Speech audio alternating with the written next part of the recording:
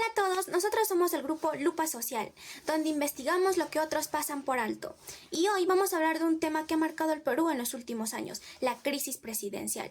Seguro recuerdan los constantes cambios de presidente, los enfrentamientos entre el Poder Ejecutivo y el Congreso, y la sensación de que cada semana pasaba algo nuevo en la política. Pero, ¿por qué vivimos tanta inestabilidad? ¿Qué hay detrás de todo esto? Lo más curioso es que mientras políticamente todo parecía un caos, la economía del país se mantenía relativamente estable. ¿Cómo es posible? ¿Cómo conviven una crisis política intensa y una economía que sigue funcionando? En este video vamos a descubrirlo. Veremos las causas principales como en los momentos claves y asimismo las consecuencias de esta crisis. Además, desde una mirada sociológica, analizaremos qué nos revela esta situación sobre cómo realmente se organiza nuestro país. Bueno, a partir de este punto surge una pregunta inevitable. ¿Estamos frente a un sistema democrático en decadencia? La última encuesta del Instituto de Estudios Peruanos muestra que solo el 13% de los peruanos están satisfechos con el funcionamiento de la democracia en el país. Esta cifra evidencia una erosión de confianza desde el año 2017. Esta percepción no es un hecho aislado. El Barómetro de las Américas ya advertía en 2023 que apenas el 19% de los ciudadanos estaban satisfechos o altamente satisfechos con el funcionamiento de la democracia. Estos datos muestran que la gente ya no confía en sus instituciones y esa distancia crece mientras la crisis política se vuelve parte de lo cotidiano. Como segundo punto tenemos las causas de la crisis política. La primera causa es el parlamentarismo de facto. En la siguiente entrevista escucharemos la opinión de una docente que pertenece a la Facultad de Sociología de la UNSP. Cuenta que la crisis política actualmente tiene una raíz que es uno de los partidos que más ha tenido controversia con la juventud, entre otras, que es Fuerza Popular.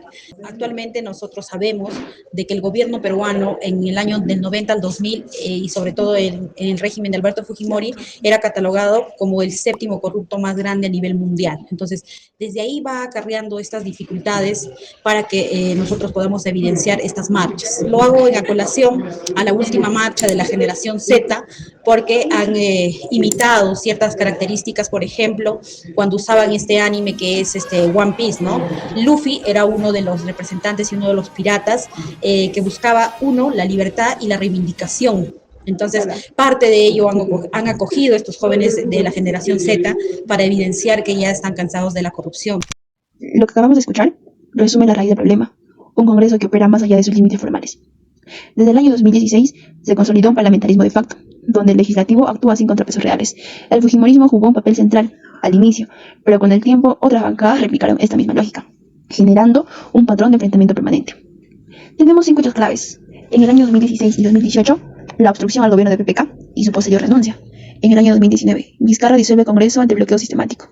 En el 2020, la vacancia del mismo. En el 2021 y 2022, la guerra abierta entre Castillo y el Congreso.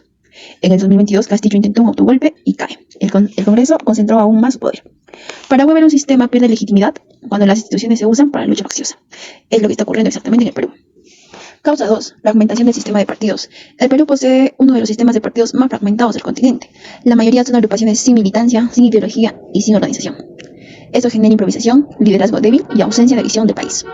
En términos de Bourdieu, el campo político pierde capital simbólico. Ya no produce dirigentes legítimos, sino figuras efímeras y sin representación real. Causa 3. Corrupción sistemática de los presidentes.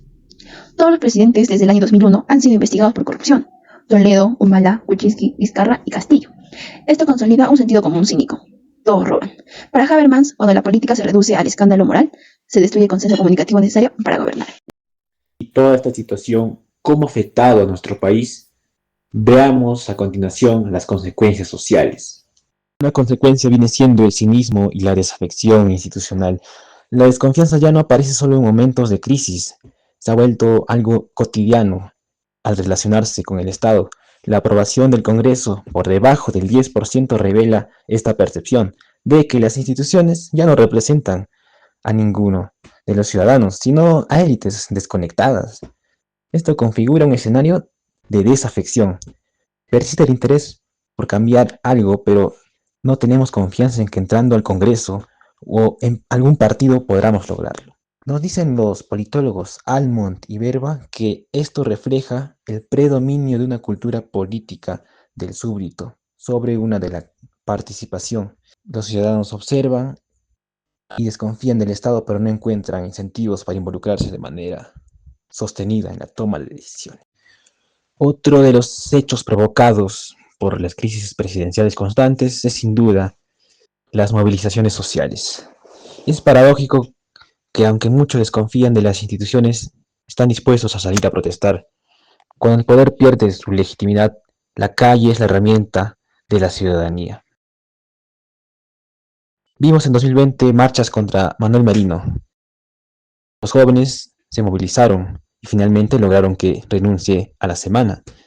Entre 2022 y 2023, el rechazo a Boluarte y el Congreso se sintió especialmente en las regiones, clamando por el presidente provinciano destituido. En enero de 2023 se convoca a la toma de Lima, una de las mayores movilizaciones sociales convocadas por el interior del país. Y como lo menciona la maestra Tami Celis, este año ha sido todo un fenómeno mundial, las marchas de la generación Z. La juventud que se creía apagada movilizó contra las injusticias del Congreso. Alain Touraine nos diría: lo más característico de las movilizaciones contemporáneas es su voluntad de ruptura, de rechazo y de denuncia, movimientos de repulsa dirigidos contra la injusticia y lo intolerable. Esto refleja el espíritu de las marchas de la juventud de este año. Una consecuencia que estamos olvidando es la regionalización del descontento y el aumento del conflicto social. El mapa del descontento revela un patrón constante. El sur andino y las zonas altoandinas concentran las protestas intensas. Estas regiones arrastran décadas de desigualdad en infraestructuras, servicios precarios y un Estado totalmente ausente. Las marchas expresan más que enojo, resentimiento o un fin ideológico, demandas legítimas de trato igualitario y de reconocimiento político. Para entenderlo utilizaremos la noción de colonialidad del poder del sociólogo peruano Aníbal Quijano. Este muestra cómo jerarquías históricas basadas en categorías étnicas y origen social siguen dando forma al funcionamiento del Estado peruano. Hay dos instituciones fuertes en el caso peruano, ¿no? Por un lado está el Ministerio de Economía y Finanzas y por el otro lado está el Banco Central de Reserva del Perú. Ambas importantes, con la diferencia de que en el MEF el ingreso de personal está, sí, ligada casi un 80-90% a lo que es la política. Entonces, por ese lado del MEF, si ponemos un caso hipotético que solamente sería la institución del MEF, solamente el MEF existiría, habría problemas. Ahí sí afectaría directamente. Acá lo que está salvando, o lo que está protegiendo, lo que está manteniendo de que la economía se mantenga es por el otro lado, que es el Banco Central de Reserva del Perú.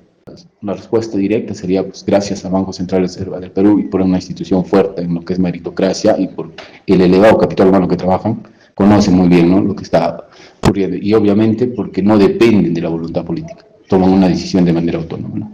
La política peruana puede estar en crisis permanente, llena de peleas, cambios repentinos y decisiones improvisadas, pero la economía sigue funcionando con una estabilidad que parece contradictoria. Esta paradoja tiene una explicación sencilla. Las instituciones económicas son mucho más fuertes que las políticas. Siguiendo lo que plantean Acemoglu y Robinson, el Banco Central de Reserva es una institución inclusiva. Trabaja con profesionales capacitados, mantiene equipos estables y sigue reglas claras que no cambian con cada gobierno. Esa continuidad técnica permite que la economía mantenga el rumbo incluso cuando el resto del Estado se desordena. La política, en cambio, funciona con decisiones de corto plazo, redes informales y una falta constante de continuidad. Aquí entra la mirada de Granovetter, que dice que la economía no depende solo de leyes, sino de redes de confianza. El Banco Central de Reserva ha construido redes sólidas y profesionales. La política, redes frágiles y cambiantes. Por eso, mientras la política se tambalea, la economía sigue avanzando. Soluciones y rutas posibles. Salir de esta crisis política no es cambiar un presidente ni aprobar otra ley más. Se trata de reconstruir un sistema que hoy está fracturado y sin credibilidad. Primero, pues fortalecer los partidos políticos.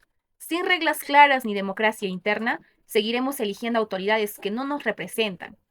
La política no puede ser un negocio personal ni familiar. Segundo, profesionalizar el Estado.